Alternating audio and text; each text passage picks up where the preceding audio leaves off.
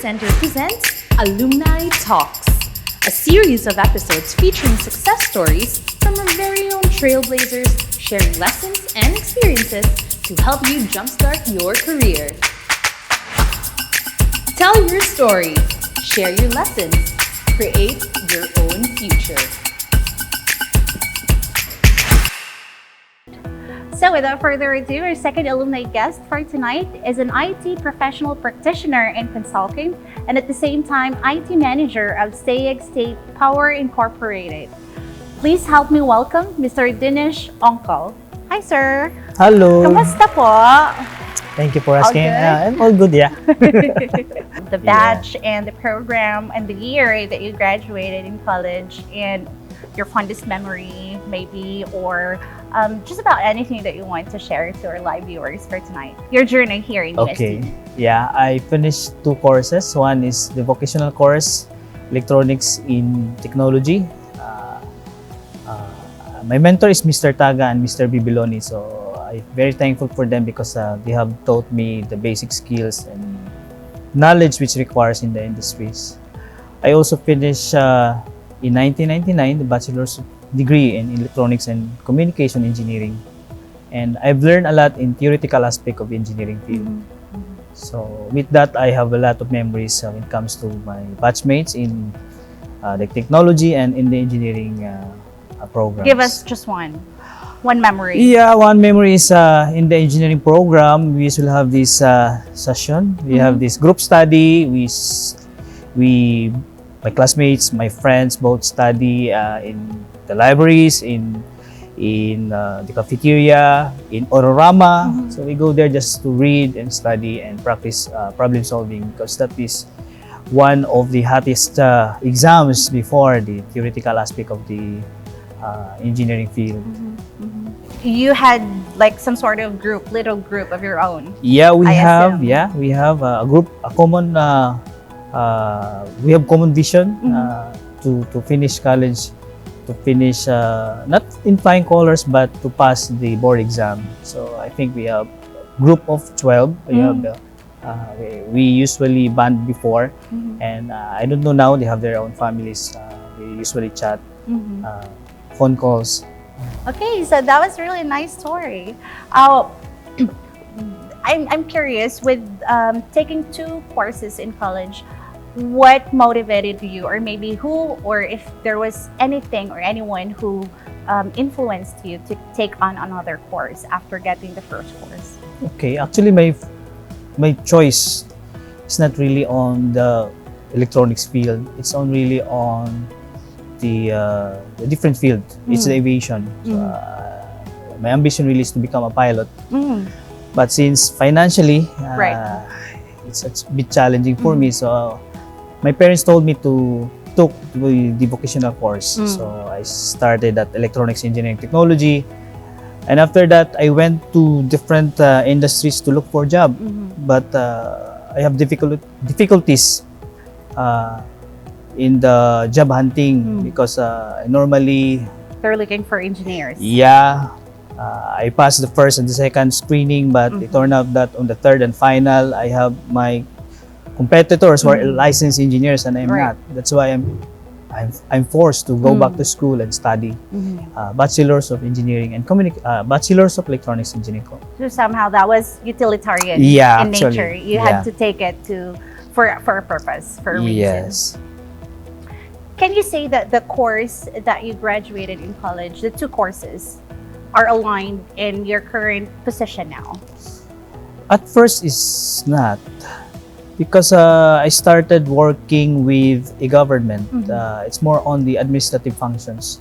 I was connected before with the Commission on Higher Education, being the administrative assistant. And with that, it does not entail or involve in engineering professions. That's why after my contract, I applied for another job in Bukidnon. That was in Central Mindanao University, which they hired me as the MIS officer. That was the time when the university, Central Mindanao University, was connected to the internet. I introduced the internet connection to them. And that was in... That is history in Muswan. Okay. Yeah, and also I have connected all the campuses, the different buildings, and I implemented the library automation. And my last project, as I can recall, is the enrollment management system. Okay. Yeah. That's really such an inspiring story you got there. Now, can you walk us through? I know that you've mentioned, you've touched on your first job Yeah. already. So I'm curious, was it something that you applied for? Because that's very far-fetched from your course, right? Administrative something, doing administrative tasks for the government. Was it something that you applied, or was it offered to you? Yeah, In retrospect. actually it was offered to me. Offered. Yeah, I don't know, maybe perhaps of my attitude, because I'm a soft-spoken. I can handle conflicts, so I am much more leading to perhaps administrative functions. But after almost 2 years working with the commission, I think I lose my passion in my profession. So that's why I decided to go back and perhaps identify what would be my track. That's why I choose to apply in Muswan, knowing that it is on my it's in my task, so it's really in my passion. Yeah. After Muswan, where did you go next? After CMU, I applied also in Capital University, one of the professor handling electronics and communication subjects. Yeah, but teaching is not really For you. for me. That's why I tried applying in an industry. That's why I applied in STEAG. Luckily, I was accepted way back in 2007. And up until now? Yeah, I started really from the bottom. So I started as the rank and file. I assume you were already an engineer when you joined STEAG. After my graduation, I took the board exam. It's just November of 1999. I read my name in the newspaper that I passed the board exam. So yeah, that was the first happy moments of my life. The second one is when I was accepted In by STEAG. Yeah. And What do you do now? Most of your there's time? a lot of tasks in an industry, but it's focusing on the automation. So my task mainly is handling making sure that the KRA, the key results area, or the objectives of the company will met every year, will accomplish, and that's my team. We provide technology to support our colleagues, also to get their targets. So we have the linkage between the automation of the DCS. We also have the usual IT infrastructure, the firewall, the file servers, the user management, the disaster recovery planning. So all of that is being managed by my team. Okay. You mentioned earlier that you started from the bottom and then right to where you are now. Would you say that majority of what you had to do was taken from which part of your skills? Maybe communication or technical skills. Can you give us one or two specifics? Okay. So in the industry, we identify strengths based on the technical skills and soft skills. Technical skills is the one that you need to perform in order for you to achieve the target that or the specific key results area. The second one is the soft skills. This is more challenging because you will be dealing behavioral aspect of your colleagues, the environment. This is where the most challenging one. This is where the conflicts come in and how you manage the conflicts between you and other colleagues, you and the superior, or the rank and file. Yeah. So I can only assume that you were graded more on the soft skills. That's why you got into the position that you're in right now. Yes, would you say? yes, I agree. In the ladder of success in the corporate world is that when you start technical, mean to say you perform 70% technical and 30% will be on the admin function, that is social, the other side. And if you go into the ranks, it will be the reverse. You just perform 30% of the technical job and then you do the management. That's where the soft skills required. Right. Because you need to manage people. True. Yeah. Your career experience is very diverse, I should say, from being into corporate and then academe, right? Then shifting to government services, then back to manufacturing, corporate industry, as well as venturing into IT consultancy. Can you share to us how you decided into these career opportunities specifically? As I mentioned, I was connected with the Commission on Higher Education, but I decided to move to a much more technical job. Finding Finding my passion. So doing that is I need to define my goals in my career. That's it. Because it is logically planning my future, planning your what you call it, architecture of your future. So you need to set your goals and objectives, and then setting the goals and objective, you will now identify specific maybe objectives of your goal and identify your resources. What do you want? What are your resources available? And after identifying all of those, you need to identify steps. That's why it's very easy for you to focus on what you do. And for me, there's a lot of things that I need to do, but one thing is I need to provide stability, of financial stability for my family. That's really my main goal. That's why I'm looking for a company who can provide me that satisfaction. And also, the second objective is for me to grow. That's why I also looking for a company which can provide me opportunity for training, development, and others. So I have seen that one in my current company, employer. Right. I think that's also the beauty in shifting from one career to another, because you get to see different aspects of employment where you can draw out pros and cons, right? And then when you have so much of those, and then you can just assess which of these would stay pros and which of these would stay cons. Yeah.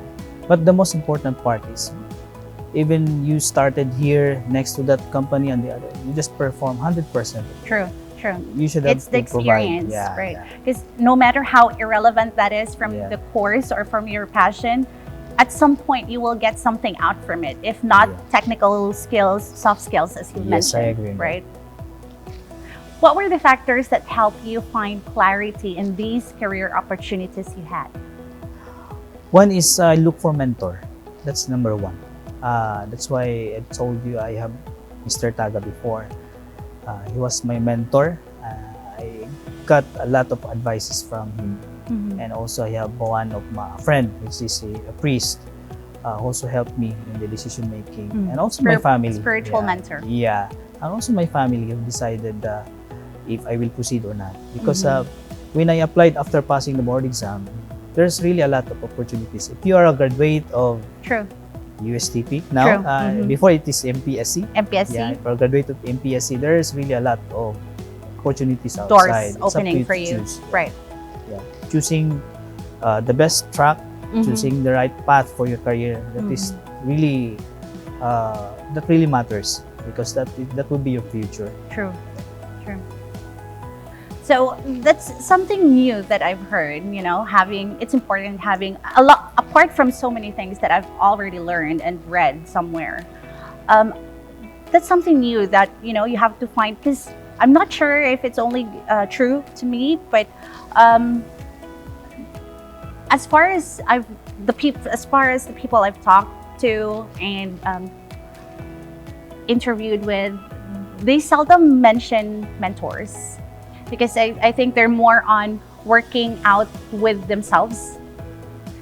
But when you said that, one great factor that helped you in that career change was having mentors, was really something to ponder on, because so much of us Filipinos, we're very used to dealing things on our own, we're even ashamed, if not, we're hesitant to share our failures, Yeah. maybe.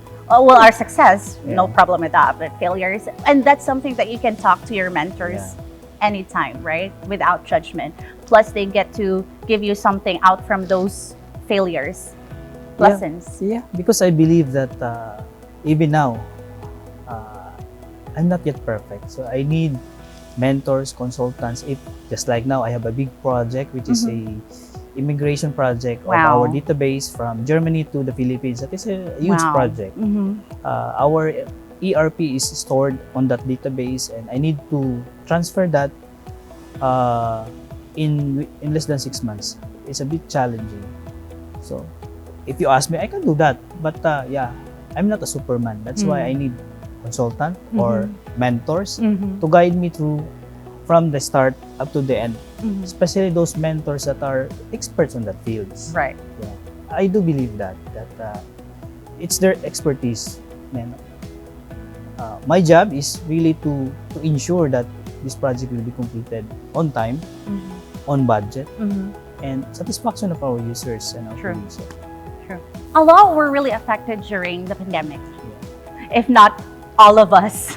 If not, what challenges did you face career-wise during the pandemic?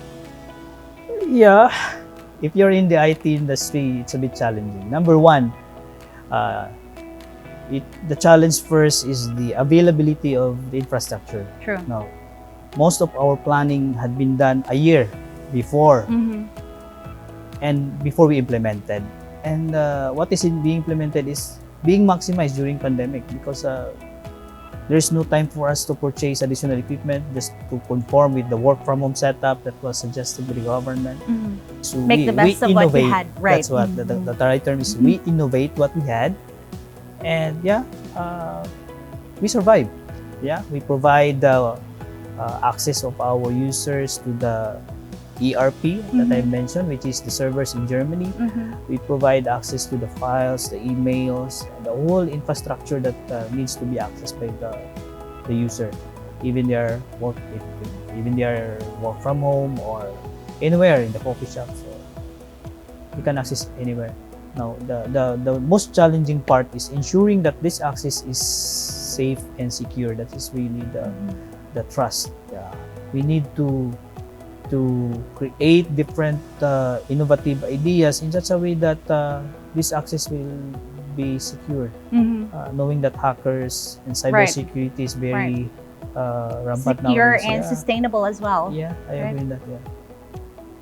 What career wisdom in the context of having wisdom and finding opportunities can you share to our live viewers tonight that you have learned in your personal career life? During job hunting, or if Just you're about anything. Yeah.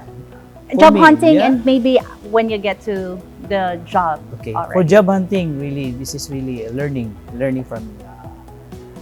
I respect that during job hunting, there's a lot of applicants in a certain position.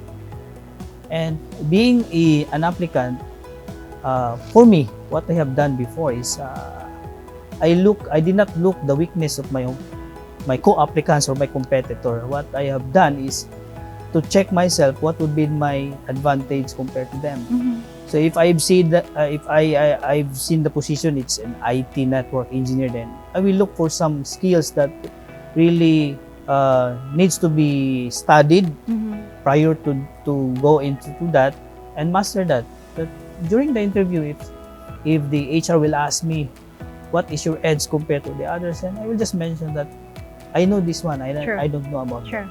it. It's the art of curating Yes. the interview to fit to your own advantage, Yes. right? You can't just go to an interview empty-handed. You have to have something Yeah. with you, and to do that is to, like what you said, Yes. research first on the position, and then maybe if that would be asked, then you can share something about it. I agree on that, the basic tools. But for me, not just the basic, but I have to learn advanced the tools that needs to be an edge for me compared to the other applicants. Right. That's Right. It's what something I do. about the edge, because Yes. everyone can do anything. Yes. It's There's being taught. always YouTube. Yes.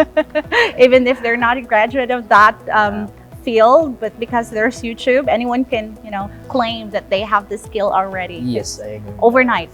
Yeah. They didn't have to take it for 6 years or 4 years, like what you did. And, Well, how did, yes. Yeah, and during the Yes, the if you'll be employment accepted, you'll be employed, then the most important part is attitude. attitude. That's really one. Number one is you avoid conflict. You have to manage conflict. That is conflict management is being taught. Soft skills. Also, you need to, if you will be dealing with groups, it's best that you highlight achievements of the team instead of having or getting the results by yourself. It's best that you acknowledge the team members who work in a certain project.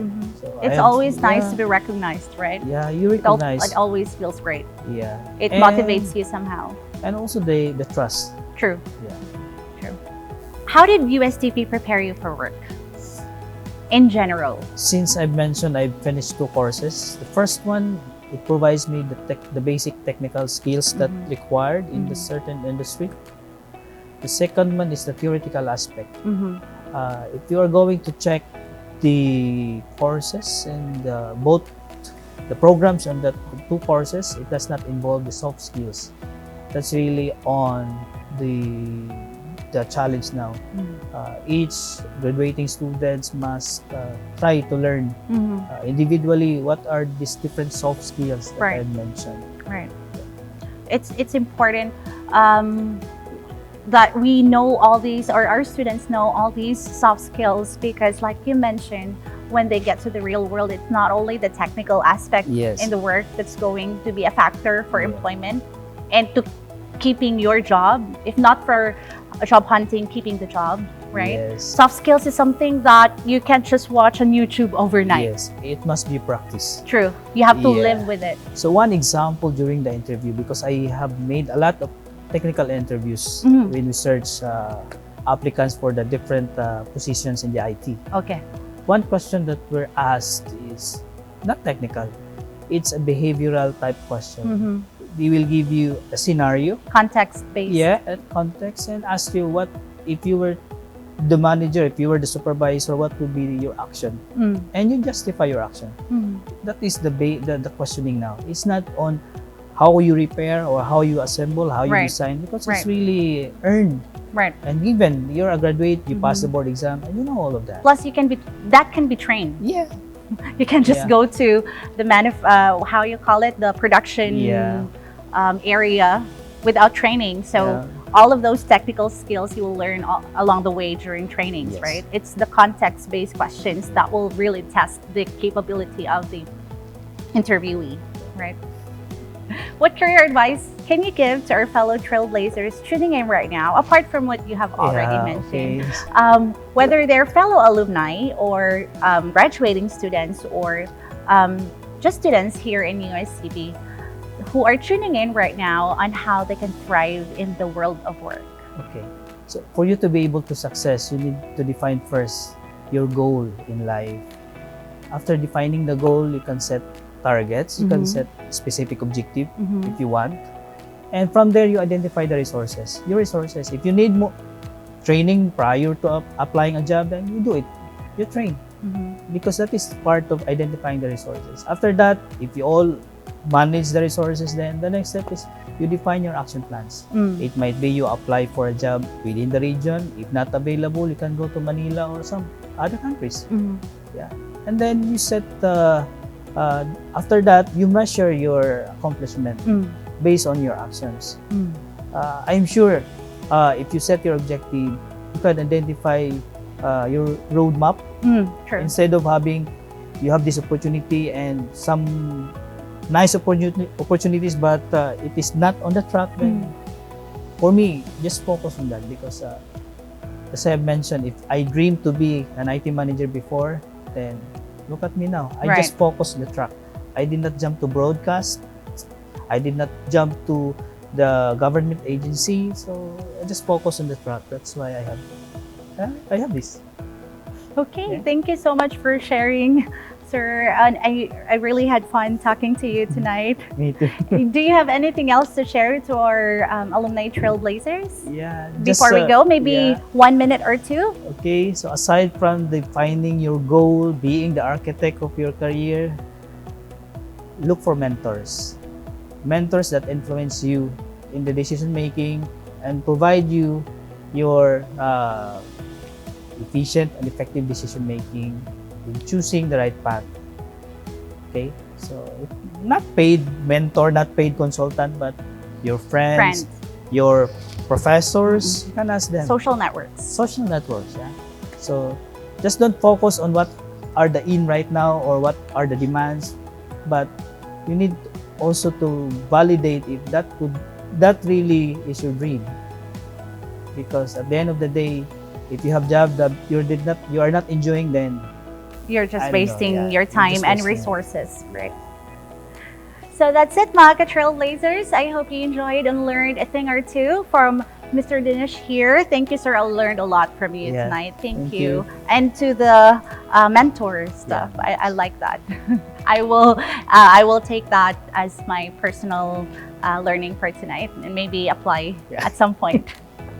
Thank you, everyone who tuned in with us this evening. To our dear alumni trailblazers, to the students and faculty who tuned in with us as well, and most especially to our alumni guest for tonight, Miss Angelica and Sir Dinish, to the whole Career Center team, and to everyone who made this evening session successful.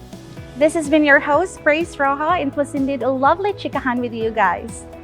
Join us again next week for another episode of Alumni Talks, your success stories, our legacy. Good night, everyone.